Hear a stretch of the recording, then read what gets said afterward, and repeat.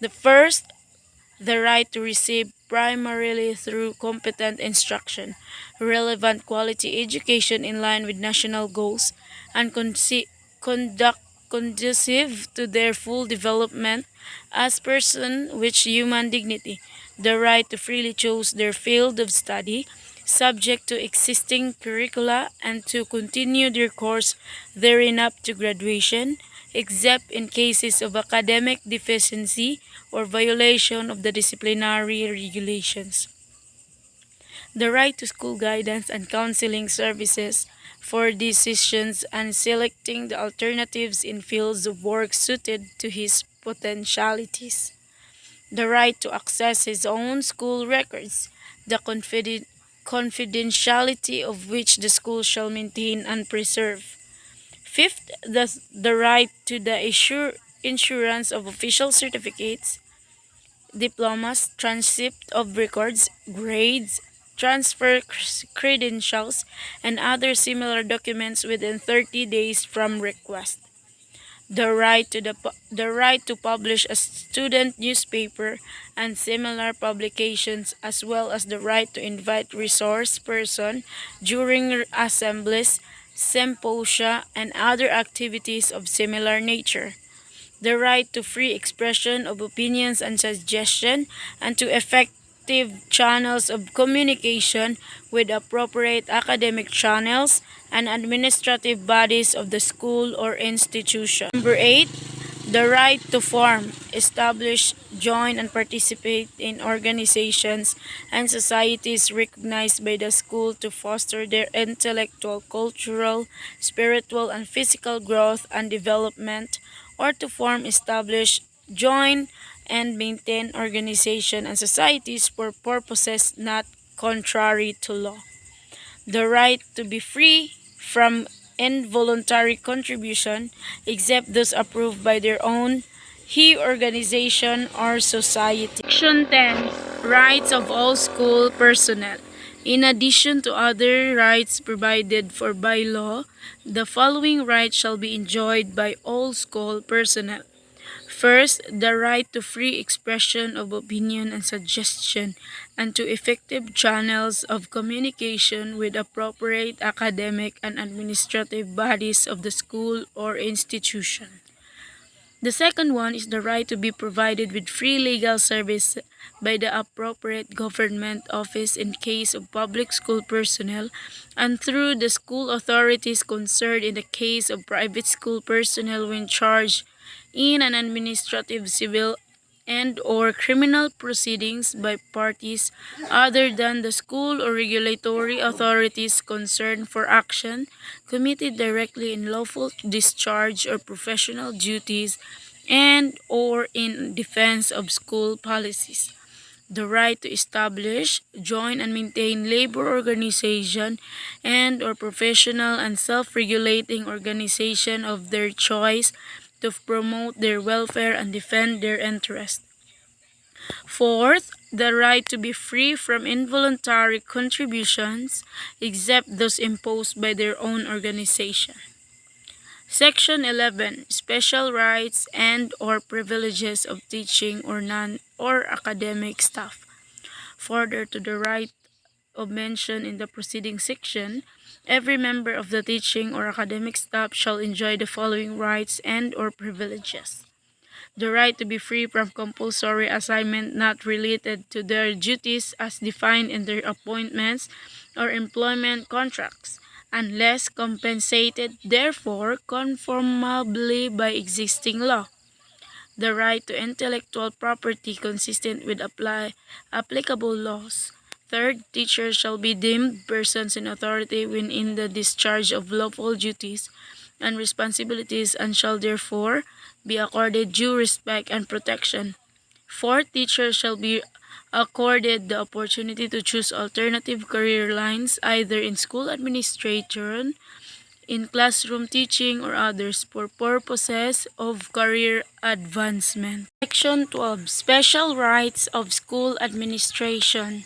School administrators shall, in accordance with existing laws, regulations, and policies of Ministry of Education, Culture and sports be accorded sufficient administrative discretion necessary for the efficient and effective performance of their functions. Section 13. Rights of School.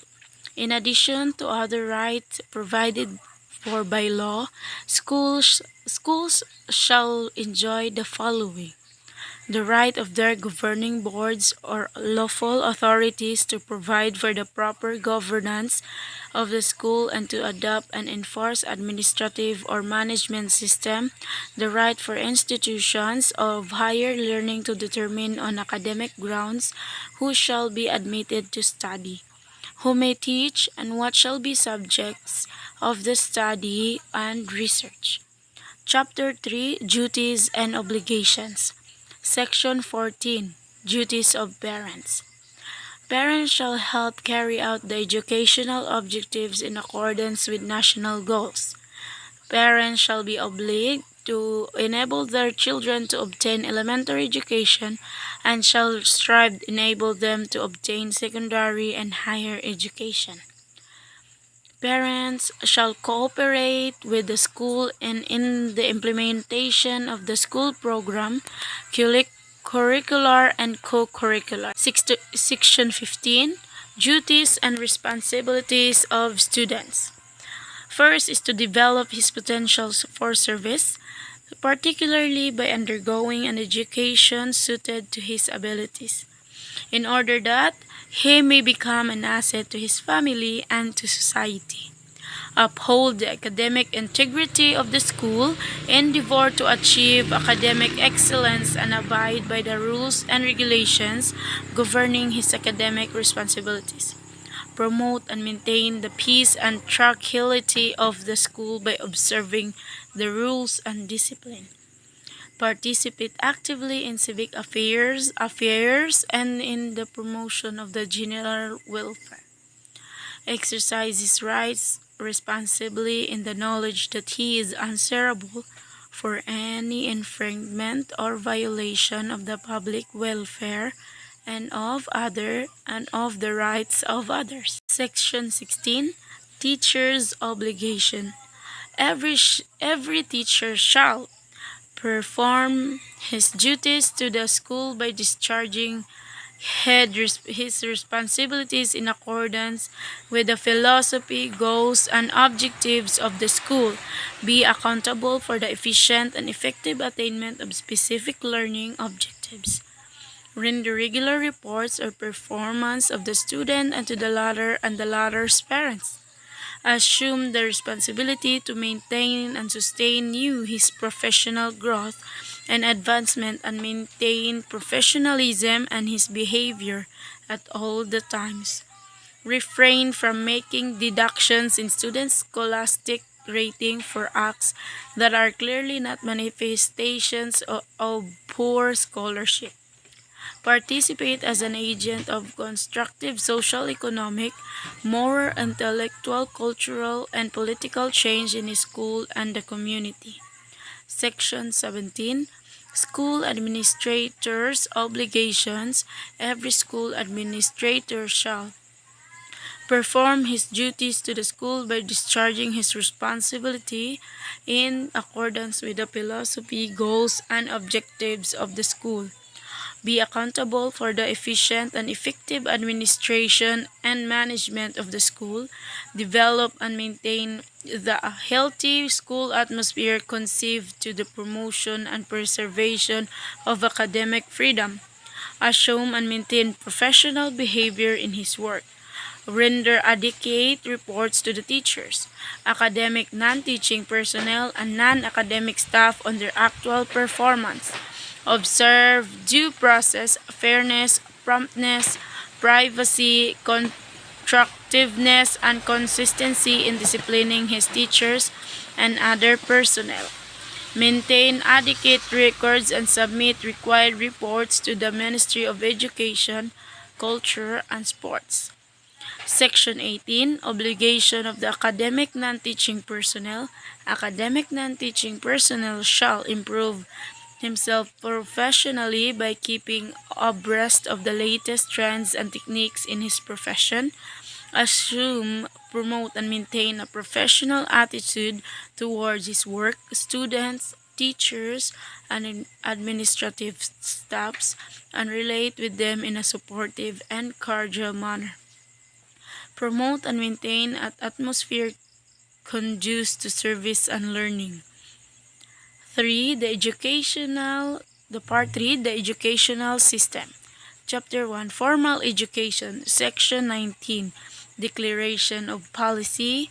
The state recognized the formal education or the school system a society primary learning system and therefore the main instrument of the achievement of country's educational goals and objectives. Section 20, Definition. Formal education. What is formal education? It refers to the hierarchically structured and chronologically graded learnings organized and provided by the formal school system and for which certification is required in order for the learner to progress through the grades or move higher levels. Formal education shall correspond to the following levels: elementary education, secondary education, tertiary education. So in section 21, objectives of elementary education. Objectives of elementary education: to provide the knowledge and develop the skills, attitude, and values essential personal development of necessary for living and contributing to a developing and changing social milieu. To provide learning experience would increase the child's awareness and responsiveness. To promote and intensify the child's knowledge and identification with the love for the nation and the people which belong, and to promote work exercise which develop the child's orientation to the world of work. Section 22 is all about the objectives of secondary education. The objective of the secondary education is to continue to promote the objective of elementary education and to discover and enhance the different aptitudes and interests of the student. Section 23, objectives of tertiary education. So what is the objective of the tertiary education? To provide a general education program that will promote national identity, cultural consciousness, moral integrity, and spiritual vigor. To train the nation's manpower in skills required for national development, to develop the professionals that will provide leadership for the nation, and to advance knowledge through research work and apply new knowledge for improving the quality of human life and responding effectively to changing societal needs and conditions. Chapter 2, Non-Formal Education and Specialized Education Services. Section 4, Specialized Education Service, is to provide specially designated instruction and intervention as well as give students with disabilities access to the same educational programs and or activities that are available to their non-disabled peers. Work education or practical arts as a program of the basic education which aims to develop the right attitude towards work and technical vocation education, post-secondary but not degree program leading to 1 to 2 or 3-year certificates in preparation for a group of middle-level occupation. Special education, the education of persons who are physically, mentally, emotionally, socially, or culturally different from the so-called normal individuals. Non-formal education, any organization, school-based educational activities undertaken by the Ministry of Education.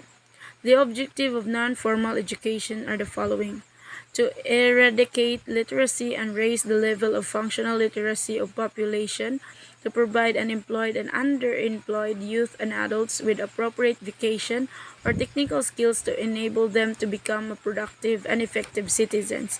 And lastly is to develop among the clientele of non-formal education proper values and attitude necessary for personal, community, and national development. Chapter 3 is all about the establishment of school. Section 25, Establishment of Schools. All schools shall be established in accordance with the law.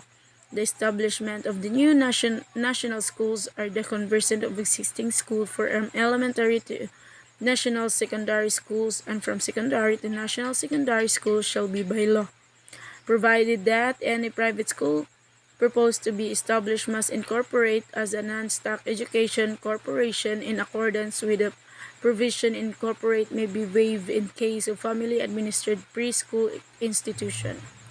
Section 26 Definition of Terms.